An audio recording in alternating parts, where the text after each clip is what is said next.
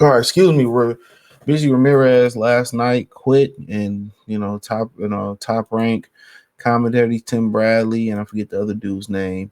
They went in on him for quitting. Eventually he said that after the fight he had double vision, and then he got hit with an elbow. They said, "Do you think if Rafael Espinoza had double vision, would he have quit?" I don't really know, but obviously the first fight, a lot of people said they still ever busy.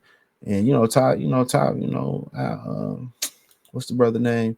Bob Arum, seemed to have something against Cuban fighters. I mean, but Cuban fighters seem to kind of quit. Rigondeaux quit versus what was the brother's name? He quit versus Lomachenko. It might have been a couple other ones. Did Ugas quit on the stool versus Errol Spence? I don't remember, but he was at that fight last night too.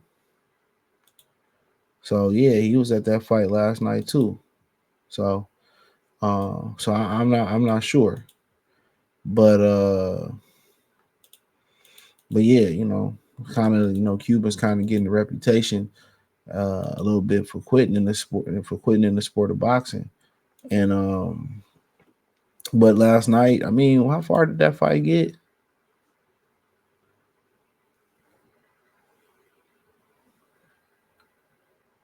Fuck, it will say 6 rounds. This is the main event went.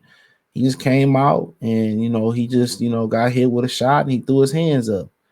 I mean, at this point, you would think it was better for him just to say, corner, nah, man, I can't see and have his corner stop it.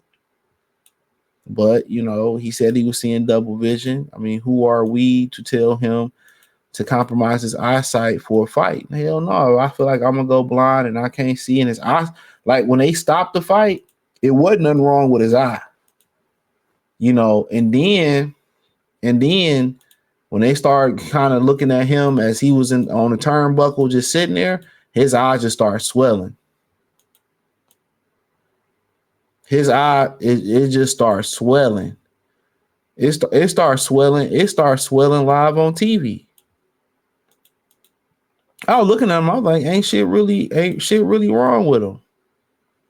I don't see nothing. And then his eye just starts. They cut the camera, came back to him, and his eye started swelling. And he was doing a lot of moving in that fight. He was doing a tremendous amount of moving in that fight. When you talk about the amount of movement that he was doing in that fight, he was, going to, Rafael's body. Rafael was hitting him with uppercuts and hooks here and there. And I mean, that dude was a 6'1" featherweight. He came in at just under 226 pounds. And a lot of people were saying that's unfair. How is he making that weight? I don't know. And Robeisy Ramirez is a strong featherweight. Very strong.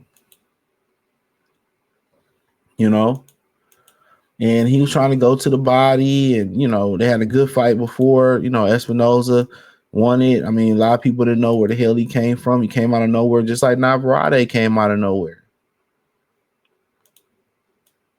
Came out of nowhere. And I was just looking like, dude just doing too much moving. When you fighting somebody that big, maybe you feel like he need to move, but he was touching the body here and there, and he was moving and not allowing, Espinoza to get his offense off. He was allowing him not to get his offense off.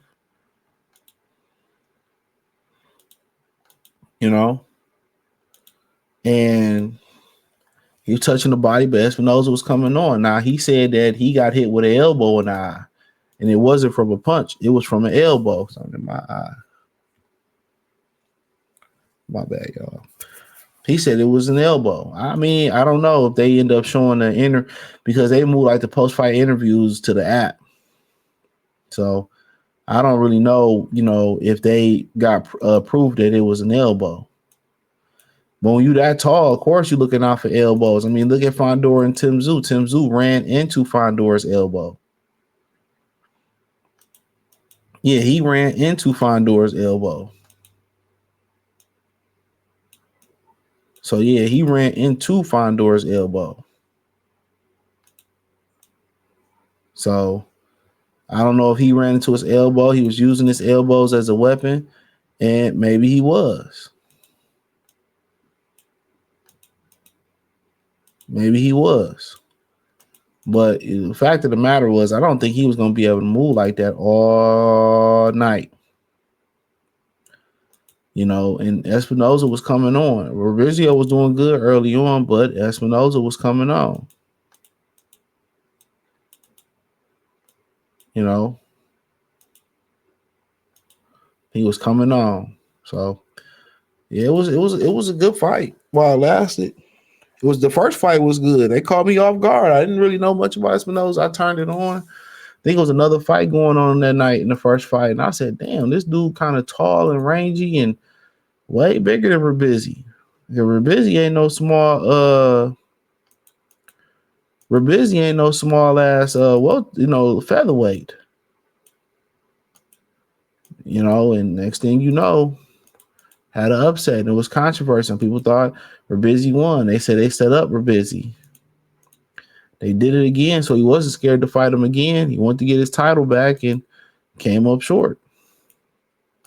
And it ain't like these dudes who super tall for their division. It ain't really like it ain't like they using their height. They ain't using their height. They coming forward throwing a whole bunch of punches. So it ain't like they using their height. So, yep. They just coming in there wailing punches. But, hey, I don't think it's a need for a trilogy, at least not at this weight class. So, but honestly, they do have a good style matchup, and we'll see what else Espinoza can do at this division. But he's a big guy. He's a really big guy, and he's gonna be a problem for anybody that step in the ring. But it's hard for me to sit there, and Tim Bradley can criticize somebody for quitting because he didn't quit when Kendall Hart knocked him on his ass. He didn't quit when he was in the war with Ruslan Provodnikov. But when you start talking about me, dude not being able to see ever again in his career, I understand that. Now, if you sitting here talking shit like if you sitting here talking shit, oh, I never quit. Yeah, I die for this shit and all that, like Billy Joe Saunders, and then you got in there and you quit, then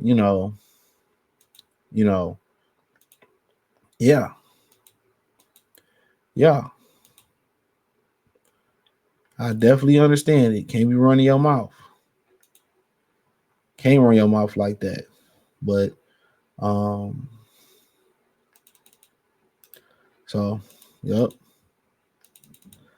But what I find it funny too is that these tall ass Mexicans come out of nowhere. Out of nowhere.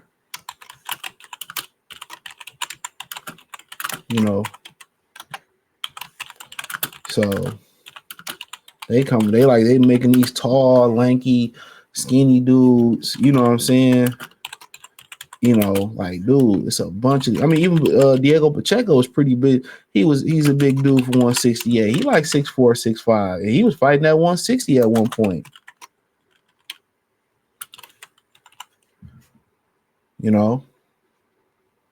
He was fighting at 160 at one point. So yeah, that's crazy. But Robeisy, hopefully he can continue his career, get back in there. But he had an uphill battle. And looking at this dude that he fought, hold on, because I hadn't heard anything about him prior to this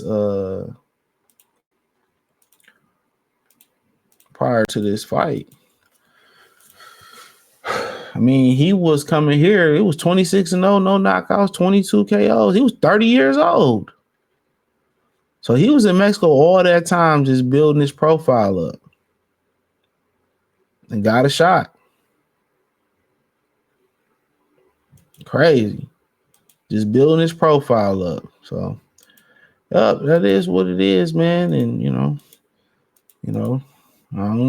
they picked him to fight him. I don't know, man. But hey, it is what it is, man. He was in there with a lean, mean fighting machine. But hey, thumbs up the video, share the video, subscribe to the channel. The subscribe button is the bell icon button. Hit all notifications, increase your chance, get notifications. We go live or drop video. Financially, want to support the channel. Cash App, $ CJ Good 313, Venmo CJ Good 313, PayPal link description. Hit the link tree, follow me on check out the Patreon, X, Facebook, Spotify, the whole nine. But yeah, let me know what y'all girls and guys think in the comment section. Peace.